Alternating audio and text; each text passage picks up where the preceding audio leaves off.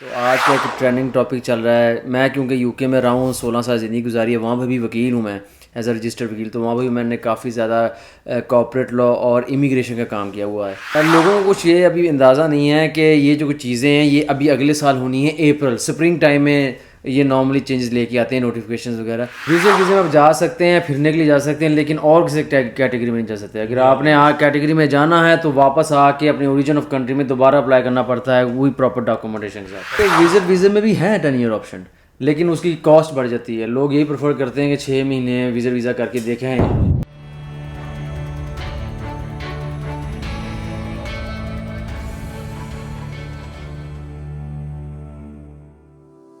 अस्सलाम वालेकुम नाज़रीन, एडवोकेट रशीद जावेद एसोसिएट की तरफ से एक और पॉडकास्ट करने। मेरा नाम मसरीन रशीद एडवोकेट है और आज हमारे एसोसिएट मोहम्मद मोहतरम हमारे साथ बैठे हैं। ये भी एडवोकेट ही हैं, लास्ट हमारी कुछ पॉडकास्ट कर रहे हैं हमारे साथ।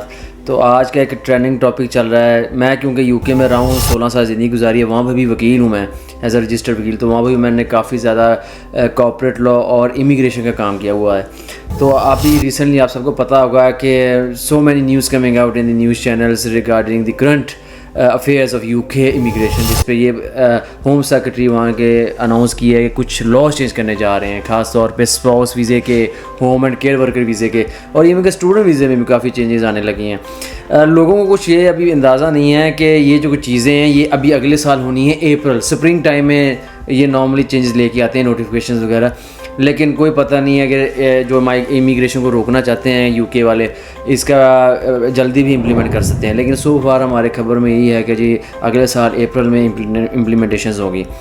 तो मोहतरम, आपको पता है, आपके रेफरेंस से भी काफ़ी लोग आते रहे हैं हमारे पास, आके इमिग्रेशन के बारे में पूछते रहे हैं, यूके के बारे में। तो मैं करंटली आपको थोड़ा सा ब्रीफ ये भी कर देता हूँ कि केयर वर्कर वीज़ेस के बारे में हमने काफ़ी काम किया है। वहाँ पे आपको पता है हमने काफ़ी लोगों के वीज़े अप्लाई करने की कोशिश कर रहे हैं, जिस पे मिनिमम सैलरी शो करनी पड़ती है और ताकि वो अपने डिपेंडेंस ले जा सकें। अब कानून यूके की ये निकाल दिया है कि जी आप केयर वर्कर वीज़ा अप्लाई कर सकते हैं, लेकिन इतनी सैलरी होगी जो रफली 30 से 40 हज़ार पाउंड के करीब की जाएगी, और उसके साथ आप अपने फैमिली मेम्बर नहीं ला सकते, जिसे कहते हैं डिपेंडेंट्स। तो आपको रिसेंटली कुछ लोगों ने अप्रोच किया हुआ इस बारे में, क्या उनके व्यूज़ के, किस तरह उन्होंने फ़ील किया कि यार ये क्या हो रहा है हमारे साथ, हमने इतने पैसे लगा के बाहर जा रहे हैं और अपनी फैमिली को नहीं ले जा सकते। असल में कि जो यूके है ना, इसमें उन्होंने डिपेंडेंट जो वीज़ा है उसको उन्होंने डेवलप कर दिया, लेकिन उन्होंने एक साथ एक्सेप्शन ये रखी है कि अगर कोई स्टूडेंट कोई एग्जैक्ट PhD बेस पे आता है हमारे पास, तो हम उसको डिपेंडेंट वीज़ा दे सकते हैं। इसमें कुछ स्पेसिफिक स्किल्स में है, क्योंकि जब मैं स्टडी कर रहा था तो यही कह रहे थे कि स्किल्ड वर्कर वीज़ा में अलाउ है डिपेंडेंट्स को लाना, लेकिन वो भी मिसाल के तौर पर कुछ डॉक्टर्स हो गए, PhD डॉक्टर्स हो गए, या कुछ ऐसे प्रोफेसर्स या कोई साइंटिस्ट हो गए जिनके ये एक्सेप्शंस दी गई हैं। जनरल लोगों को वैसी कोई एक्सेप्शन नहीं है, कोई नहीं है। और साथ दूसरी बात यह है कि उन्होंने, हमारे बहुत सारे दोस्त ये सवाल पूछते हैं कि हमने जो हमारा जो यूके के लिए विजिट वीज़ा है उसको हम एज ए स्टूडेंट वीज़ा या उसको बिजनेस वीज़े में कन्वर्ट कर सकते हैं, तो ऑब्वियसली उसको नहीं कर सकते आप। ये है वैसे एक तरीका है, असल में ये लोगों को इन्फॉर्मेशन नहीं होती थोड़ी बहुत। स्टूडेंट वीज़े में अगर आप जाएं, खास तौर पे एक तो होता है पोस्ट ग्रेजुएट, एक होता है अंडर ग्रेजुएट। नहीं, स्टूडेंट की बात नहीं कर रहा है, असल में बात कर रहा हूँ विजिट वीज़े। हाँ, विजिट वीज़े में बिल्कुल सही बात कर रहे हैं। विजिट वीज़े में आप जा सकते हैं, फिरने के लिए जा सकते हैं, लेकिन और किसी कैटेगरी में नहीं जा सकते। अगर आपने कैटेगरी में जाना है तो वापस आके अपने ओरिजिन ऑफ कंट्री में दोबारा अप्लाई करना पड़ता है, वही प्रॉपर डॉक्यूमेंटेशन के साथ। और असल में बेसिकली इशू ये है कि ये इस केस में जो विजिट वीज़ा है वो ऑलमोस्ट है 6 मंथ का, और इसमें जो अगर स्टूडेंट वीज़ा आ जाता है या बिजनेस वीज़ा आ जाते हैं वो 2 ईयर्स to 10 ईयर्स तक होते हैं। इनके के विजिट वीज़े में भी है 10 ईयर ऑप्शन, लेकिन उसकी कॉस्ट बढ़ जाती है। लोग यही प्रेफर करते हैं कि 6 महीने विजिट वीज़ा करके देखें, ऑब्ज़र्व करें कैसा मुल्क है, क्या हम रह सकते हैं, क्या हमारे बच्चे आगे आ सकते हैं या नहीं आ सकते। लेकिन आपने बात सही किया कि जो वर्क वीज़ाज़ हैं और जो डिपेंडेंट्स वीज़ा हैं, ये जितना देर का वर्क वीज़ा लगा उतनी देर के डिपेंडेंट जाते हैं, नॉर्मली 2.5 साल से 5 साल का ही लगा देते हैं। तो लॉज जो चेंज हुए हैं वो यही हैं कि बेसिकली अब जिस तरह एक ब्रिटिश सिटीज़न है, अगर वो पाकिस्तान, इंडिया, बांग्लादेश कहीं से भी आउटसाइड से अपने कोई स्पाउस को लेके आता है, तो वो अपनी फाइनेंशियल रिक्वायरमेंट पहले शो करता था कि जी मैं इस कंपनी में काम करता हूँ, इतनी मेरी तनख्वाह है। तनख्वाह पहले होती थी 18,600 पाउंड सालाना, अब वो अगले साल ये करने जा रहे हैं, इसको 38,400 पाउंड करने जा रहे हैं। एक बहुत ही बड़ा जंप, 38,700 37,000, सॉरी। तो इतना बड़ा जंप जी। ये आप देख रहे हैं किस तरह एक इमिग्रेशन को रोकने के लिए, लेकिन इसका नुकसानात जो पड़ रहे हैं वो ये कि जो लोग बेचारे जेन्युइन लोग हैं जिन्होंने वाकई शादी करके वहाँ से लेके जाना और वो कहते हैं भाई हमारी तनख्वाह ही 25,000 पाउंड है सालाना, वो क्या करेंगे मतलब। लेकिन हमारे पाकिस्तानियों ने यूके को लाहौर ही समझ रखा था, आ रहे हैं जा रहे हैं आ रहे हैं जा रहे हैं। और इसलिए फिर यही उन्होंने लेके आए और यही उनका कहना है वहाँ के यूके की गवर्नमेंट का कि इस तरह करके हम इसको कंट्रोल करेंगे।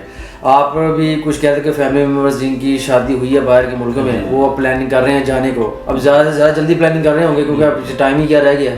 और एक और सवाल ये पूछना था कि इसमें यूके की पीआर कब तक मिल जाती है?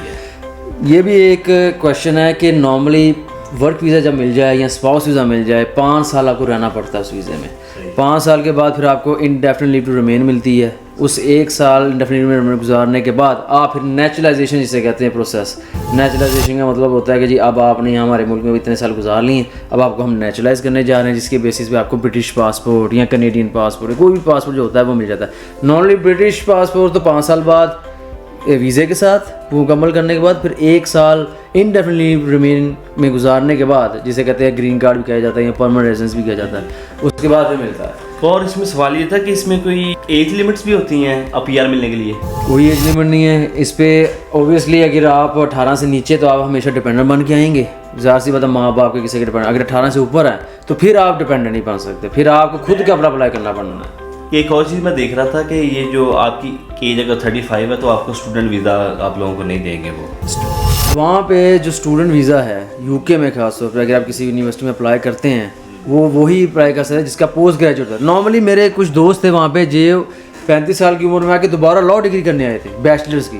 अच्छा। उन्होंने कहा कि जी मैंने अपनी कंप्यूटर साइंस डिग्री ली है, वो सिंगापुर से थे और उन्होंने आके ये देखा कि यार मेरी जो डिग्री है उस पर इतनी कमाई नहीं हो रही तो मैं लॉ की तरफ जाना चाहता हूँ। और वो उस वक्त 35 साल की एज में लीड्स यूनिवर्सिटी आए, आके दोबारा शुरू किया और बाय द एज ऑफ 38-39 में अपनी डिग्री मुकम्मल की और अब वहाँ सिंगापुर जाके एक सक्सेसफुल लॉ प्रैक्टिस कर रहे हैं। एज का इतना मसला नहीं है as long as university accepts you.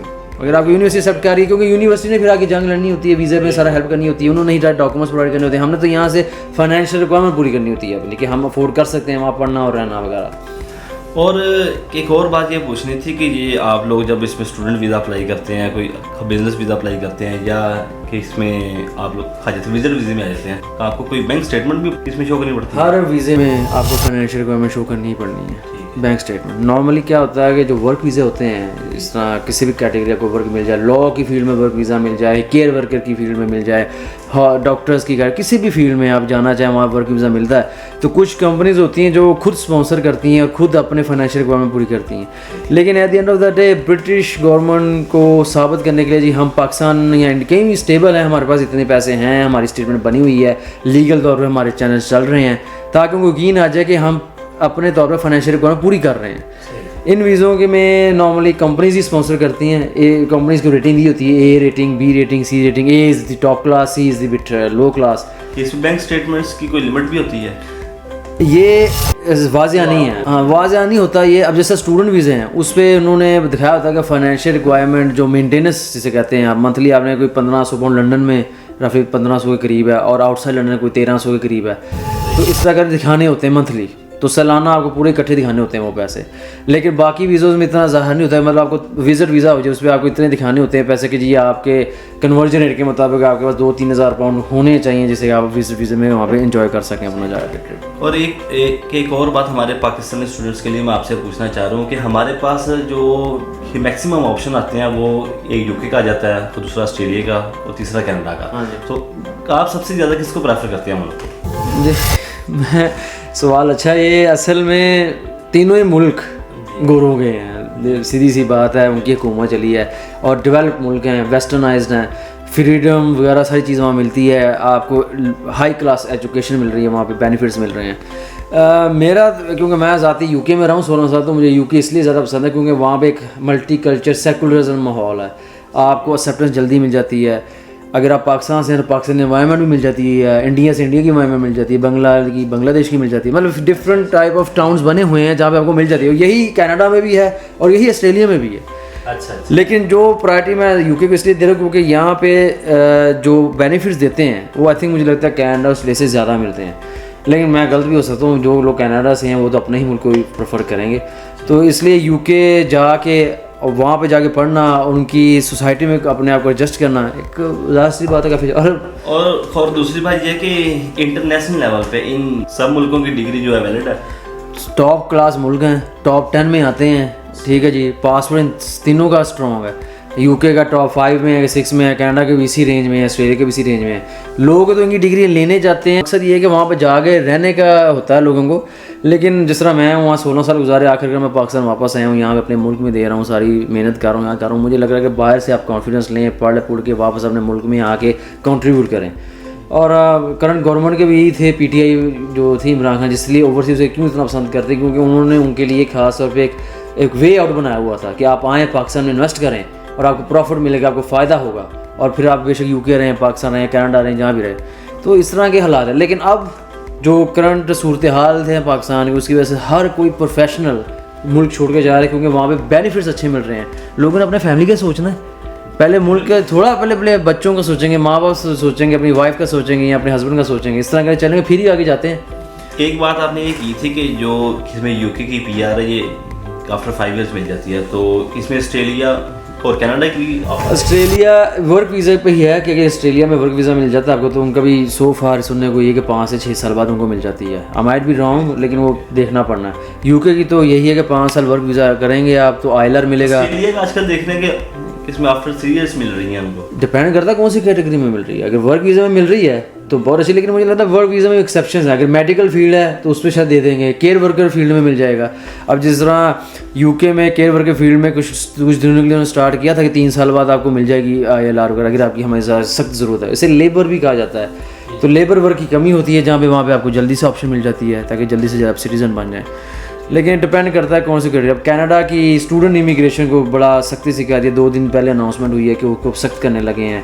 पहले तो आपको रफली इतने $1000 दिखाने पड़ते थे, 45 से $46,000 दिखाने पड़ते थे कैनेडियन। अब इससे ज़्यादा करने लगे हैं, ताकि वो उनको यही लग रहा है कि जो स्टूडेंट्स आते हैं कनाडा वो आके पढ़ते नहीं हैं और आके जॉब कर लेते हैं और फिर वापस जाते नहीं हैं, इधर रहना शुरू कर देते हैं, कोई ना कोई तरीका ढूंढ लेते हैं। तो वो उनकी इकॉनमी को खास यही है कि यूनिवर्सिटी का मेन मकसद तो ये कि उनको बुलाया जिससे काम करें उसको तो पूरा करें, लेकिन करते नहीं कुछ लोग। तो यूके में भी यही होता है, लेकिन लॉस बन रहे हैं, अब सख्ती हो रही है। बहुत शुक्रिया जनाब आपका, आपने इस हवाले से आज हमारे साथ बात की है और मैं यही चाहता हूँ लोगों को काफ़ी इन्फॉर्मेशन मिल गई होगी इमिग्रेशन में। तो नाज़रीन मैं यही चाहता हूँ आप लोग हमारे चैनल को फॉलो करें, और हम इमिग्रेशन का भी काम करते हैं, गाइडेंस दे सकते हैं। और पाकिस्तान में अर्शद एसोसिएट्स का फैसलाबाद में ऑफिस है। Do visit us and let us know about our podcast and feedbacks. Thank you very much.